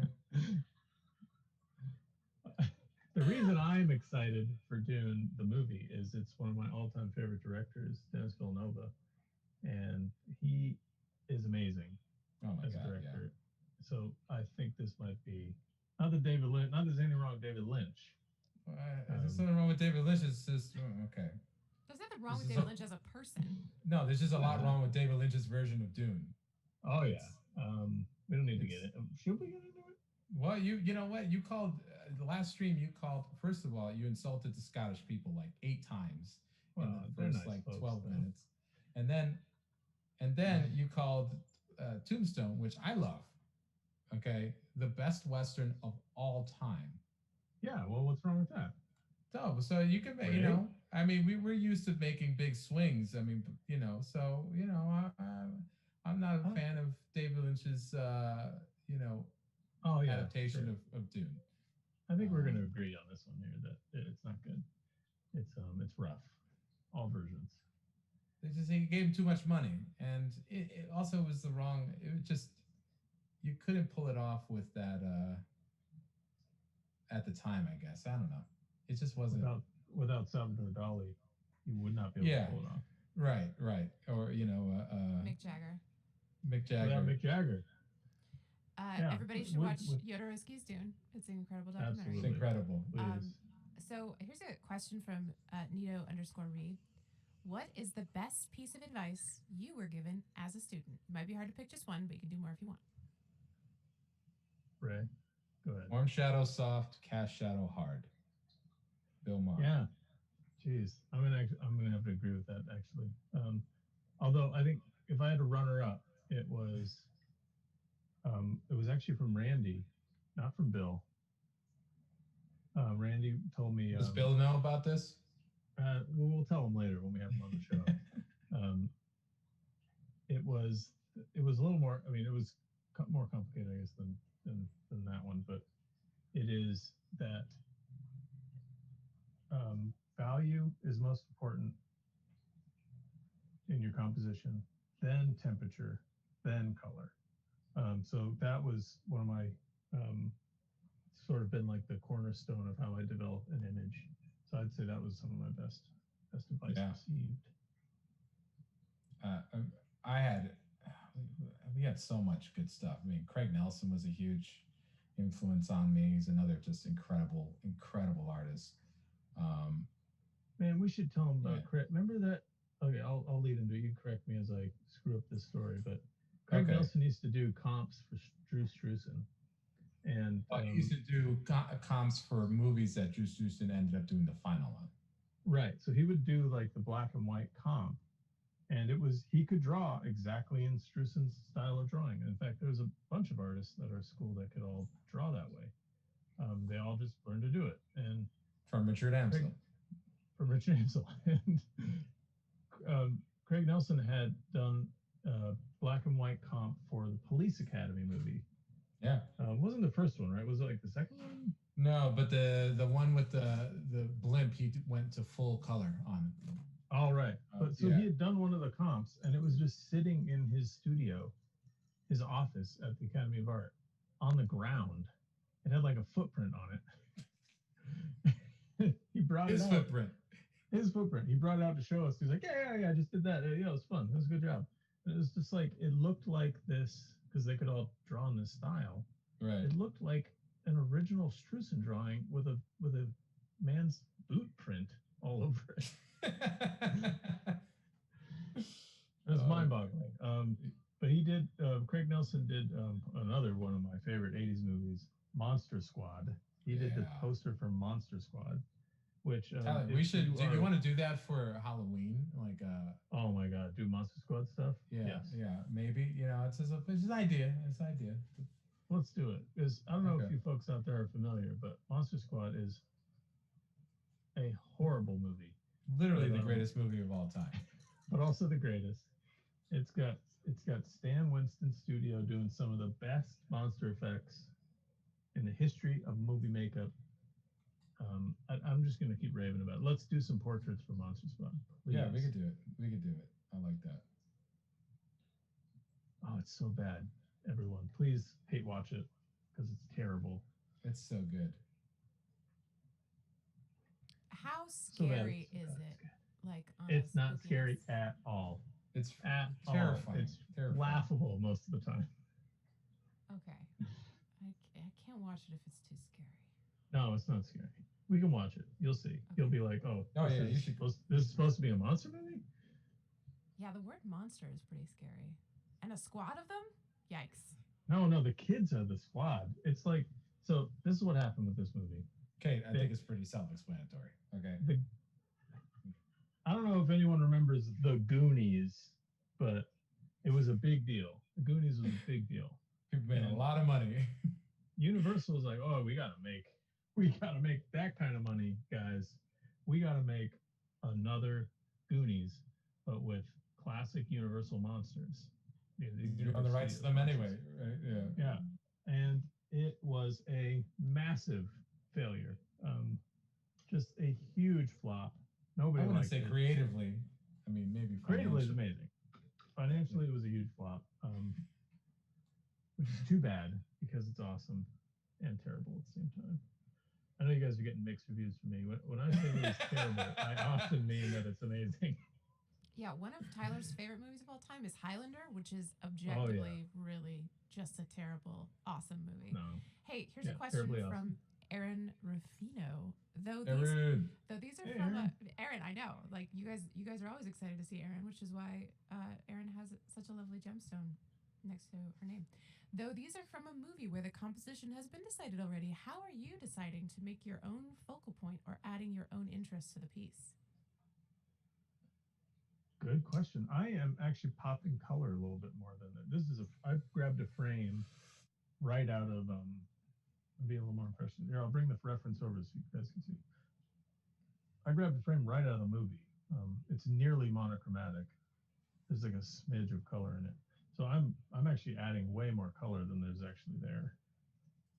Being a little more impressionistic about it. And I'm so this is a composite of 1, 2. What did we say before, Tyler? 1, 2, 3, 4, 5, 6 photographs. Yeah. Or 6 individual elements. So I decided on the composition per se, but I had wanted a like staring into the sun type of feeling, and with like the desert and everything like that. So I took a bunch of references and then composed them myself. And so I used the thing like the just elements like the OK Corral, the tombstones, the clouds, the brim of the hat, all as like compositional tools to like have this kind of cyclical type of composition. So like your eyes always going around. So this is something Tyler and I we really started to learn when you started to teach with like I started to study with John Rush and you were studying with Randy, and we were all like both exchanging ideas about like how like people like Howard Pyle would draw the eye towards you know a focal point of some sort. And so so like the cuff, like I lined it up so that the cuff is like going towards the the figures. I lessen the contrast down here, and I'm going to continue to do that so that this your eye doesn't can go down here, but it really doesn't want to. It's not going to stay down here. It's not attracted to that. And then the hat, um, goes over here, and then you can see the clouds. The clouds that I picked, they're all running really towards his face, like in this area right around here, which is where I'm going to put like all the subtle tones and values and color shifts and things like that. And so I wanted this to be the focal point right here. And the supporting elements when you're putting something like this together all have to support the main focal point. They could be their own thing, but you have to kind of knock them down in terms of contrast, in terms of interest, and so on and so forth, so that you're telling the main story, which is the character of, in this case, the character of Kurt Russell, and Tombstone, like the ensemble of cast members and things like that, or characters. Yeah, I mean, it becomes like like you were saying, like this kind of stuff we learned near the end of our career in school is right. It's like we've learned all the technical skills, how to paint a thing or whatever. But now it's like culminating in, okay, so you've learned all these little skills. How do you build a piece with intention? You're being thoughtful about where you're placing everything. You're designing it. And that stuff that's where you become, that's where your true artist voice starts coming out, because you're leading the viewer through this image. You're commanding the narrative essentially. Yeah, I absolutely agree. Yeah, it's like learning all the technical stuff, fundamentals, foundational stuff is a prerequisite into being a really effective visual communicator. You need it, but it's a means to an end, not an end in itself, right? And because you have to understand how to go about applying that knowledge, and that's where like things like keeping track of all of these elements comes into play, in shape design, and all the things that like you come to enjoy in other people's artwork. I mean, you look at any artist that we've yelled out, name, like look at one of Howard's pieces. Like every element in that piece is purposely placed there. It's not like this random guesswork, or it's just not like it's not randomized. Same thing with like Denman. You look at his key art that he did for Empire Sin, which is a new video game that's going to be coming out from Romero Games. Like everything is placed there purposely to tell a story. Yeah, you're running the show. You're the artist, right? So you're commanding what people see. And that's actually one of my favorite things about having become an artist, is that I love that aspect of it. Like, right. I control the tricks of this illusion. This is a flat image. I'm tricking the viewer into thinking that these things are real. I am the trick master. I am the illusion master now. Oh God. Anyway, so what my point is, I love tricking people. F in the chat if you're not surprised that Tyler enjoys being a liar. I love lying. I love it. I'm actually just zeroing in on being done with this yeah, painting, Ray. How you because doing over there, bud? Ray likes me to tell you what time it is. It's 4:41. Yes. Oh, Okay. yeah, we're getting near the end of today's stream. Oh So, man. let me ask this: What do would people like to see me do something digital tomorrow? If you feel like tuning back in with our shenanigans, because Yeah, I think I would like to do that. we've only done traditional work so far on Livebrush, and yeah, we could definitely hook it up so Tyler can show you his digital skills too. All right, so we've got a yes, two yeses in the chat. Oh, Tengu Bruxo says I'll be here. I would love to see digital. Okay, yeah, it sounds like it's people would be really decided then. excited to see It's digital. decided then. Yeah, You could have just said F in the chat if you want me to do digital. yeah. But, Except that the chat is mostly just Fs at this point. It's unclear what they're for. Yes, we've broken Well, the stream. We did it. They probably won't get to see my handsome face, but No, we'll see your handsome face. Don't worry. all right. Well, it'll be You're- mostly leaned over. It'll be leaned over a computer monitor like this and underlit, which is nice and spooky. So a really solid show planned, for tomorrow. No Tyler, and mostly Kate and I. I don't know. I think I like where this landed. I don't know. Dude, looks No, I great. do. I'm just looking at I it do. now. It looks awesome. This double really came together there at the end, and it's amazing. Good. Okay, I see it now through the viewfinder over here. Now I'm okay with it. Yeah. You know, this is a thing we've talked about on the show a lot. I get blind to a painting pretty quick. Right. So I'll often like turn my painting upside down in my studio to get like fresh eyes on it from a different angle. And then Kate will see me do that, and she'll come in and be like, that's upside down. You know, Hey, she'll did you know you're painting that upside down? One that's thing not the right way. because it's kind of at an angle from the camera, Tyler. Do you want to point it toward the camera so they can see it flat? And then, of course, we're going to need you to sign it. I'm sure there'll be glare. Yeah, the glare is going to show up, but it's a little bit more. You didn't put your polarizing filter on. Yeah, there's the no camera glare. lens. It I have to like tape it to my iPad. You know, it's Howard on my- Howard was so it's nice. on my to tell- lens, my time lapse. Oh yeah, he was. I know, Howard. I'm sorry. He was so nice to get me these new tools, and I could just tape it over the thing like this. I could just, you know what? I want to show people something fun though. Let's talk about this filter. Yeah, do that while I. There's not a ton of glare on my piece right now, but these are the filters. This is just a filter that you would put over a camera lens, but it's polarizer, so it has little so you can see with the limited amount of glare that I have on here, you can see it there, and then as I turn this, it just vanishes, and all the darks get nice and dark. So we'll turn it back. You can see the glare appear in the matted areas, mostly up in the top of his hat, and then turn it, and it just all vanishes. It's magical. And Howard's changed my whole. He's gotten, photographing a painting was always like the hardest thing for me. Oh my God, it's the worst. It was the worst. And now I can get it done in 10 minutes.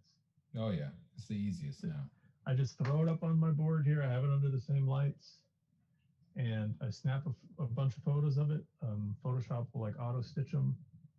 And since I have the polarizers on, so I don't have any glare to deal with, and I don't have to oil it out to bring all the darks back out because the polarizer takes care of that as well. It's pure magic. Thank you, Howard. Changed my whole life. That's the best piece of advice we've ever had. Was from Howard. Yeah, best advice. There's the best advice. I was gonna say, Ray, your Kurt Russell. I don't know. It doesn't really look like this Kurt Russell. It looks exactly like that Kurt Russell. That's the greatest Western of all time, right? That's It is. true. It is. This was everybody. If you haven't seen Big Trouble in Little China, it's amazing. And it was originally supposed to be a Western, but they said it in the 80s instead. And it might have been the most genius move of all time. I wanted to point out too that you have continued your sweaty sexies with Dude, Val Kilmer here. I don't know. Oh, I don't know what you it is. have. I don't know what Oh it is my about God. you and sweaty people.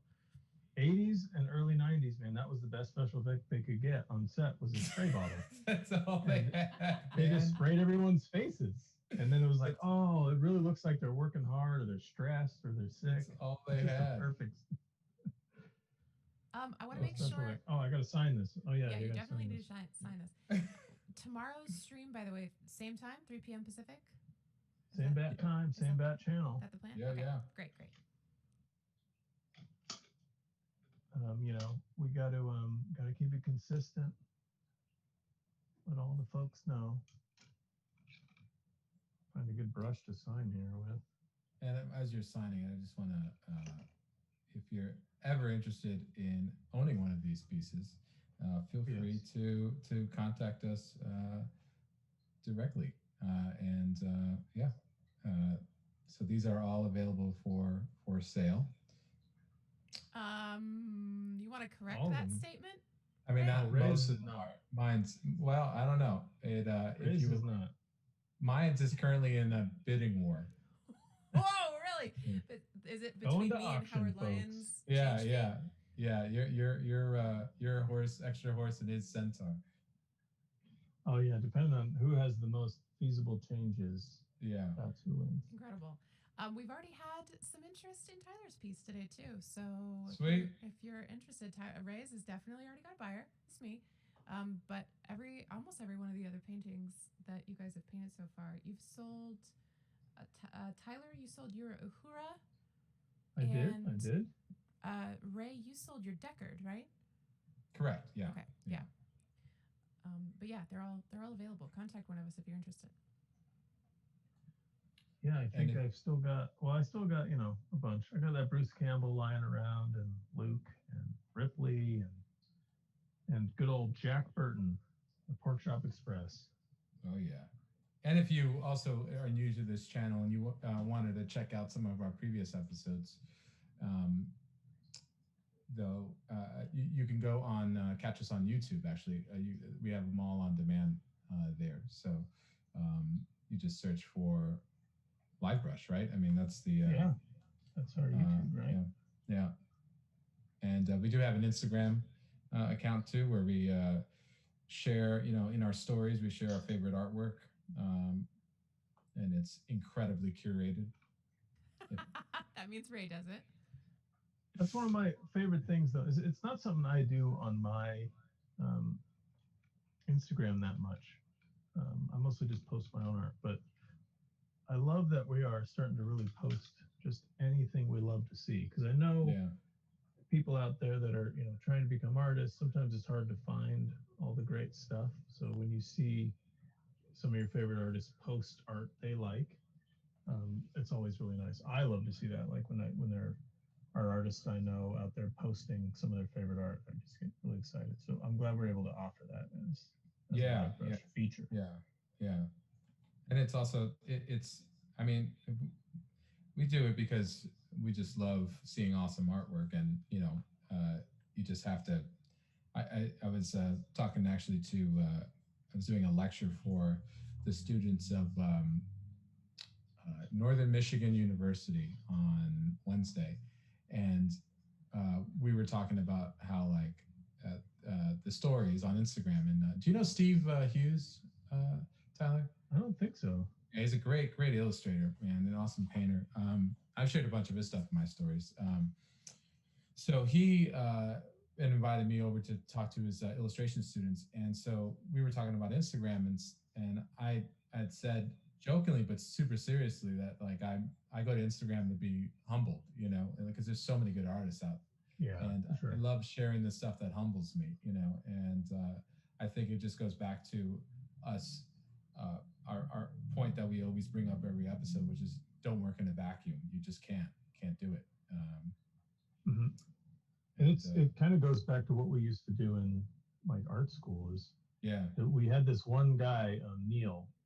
Neil. Yeah, he was the all of us. I mean, we had nothing, right? So we didn't have any art books. We owned nothing but art. We just had our wits and our good looks. We just had by our wits. But Neil had this giant collection of art books in the art studio with us. all the books that were crazy expensive or super hard to find. He just had them sitting there. So we would just go over there and just drool over all these super like Leyendecker books that were impossible to find. Or Yeah. I think he had that crazy giant Dean Cornwell book that no one can find nowadays. He did. So that was like our, oh man, I'm gonna sound like a stupid old man, but that was like our Instagram for cool art back then was books, kids. Was in books. That's what was that guy saying in the Never-Ending Story? I don't know. I never really watched the Never-Ending Story. Yeah. I'm serious. I've never watched it really. I've seen the freaking furry, I don't know, dragon thing. Falcor? Yeah, the furry dragon. Falcor, the luck dragon? Oh my God. You swine? Damn it. F in the chat if you think Ray needs an education in the Never-Ending Story. Oh my God. I'm sorry.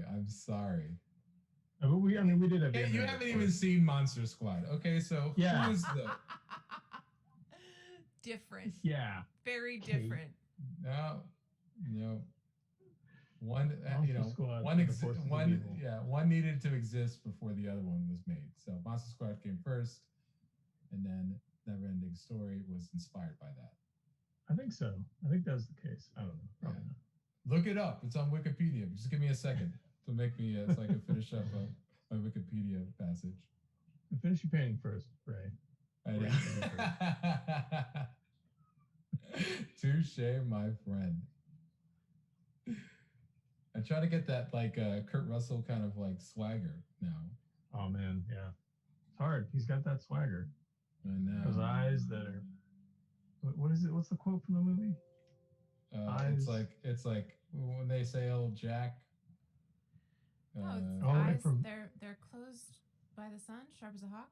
Yeah, closed by the sun, but sharp as a hawk. Both predator and prey. And prey.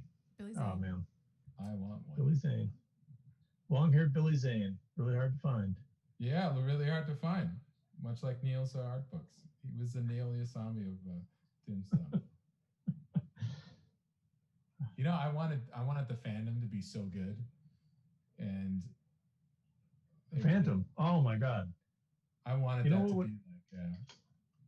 You know what would have made the Phantom good, folks? I don't know if you've seen the Phantom, but it's Billy Zane's swan song, I think. He was supposed to be the next big thing after it. No. But it was originally supposed to be Bruce Campbell, and that would have been the greatest movie. You're kidding me? I didn't know that. Yeah, it's in his. He talks about his autobiography.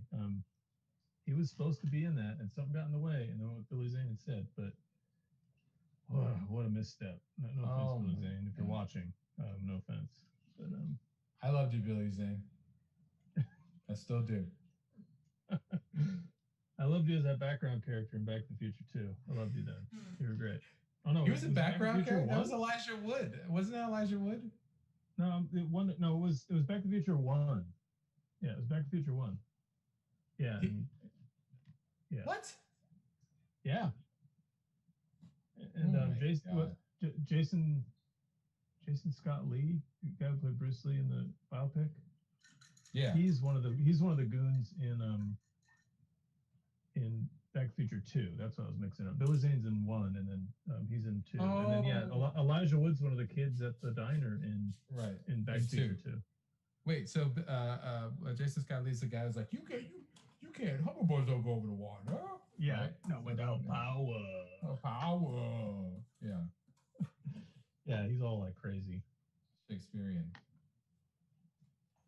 He really leaned into that role, man. So did Biff. I love that guy. That's how he got Bruce Lee. When they saw his performance doing that. We saw you in the background of Back to the Future 2. Do you want to play Bruce Lee? The legend?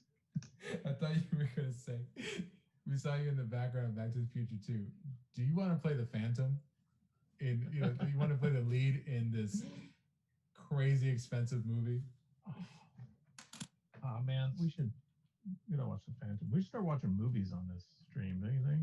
I might want to do. I honestly might want to do pulp like 90s pulp like Baldwin's The Shadow. Oh man, The Shadow. Oh my God.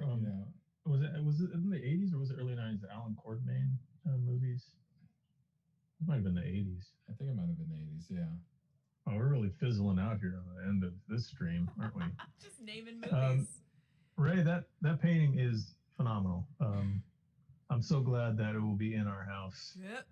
Well, no, it's going to be in Kate's side of the house, so you're going to have It will be, yeah. a fee of, I mean, think are you interested in outbidding? I mean, the fee Kate. the fee for viewing this is going to be very reasonable, Tyler, and will Okay. also help pay for having bought the piece. I like that. I like that. So I won't try to look at it, and I will wait for your permission to look at it. That's the agreement standing now. There you go. Is I will always avert my eyes to Ray's painting. F in the chat if you think the law is the law. Okay. You guys want to wind down? I think we should. Yeah, man, this is a good one. Right.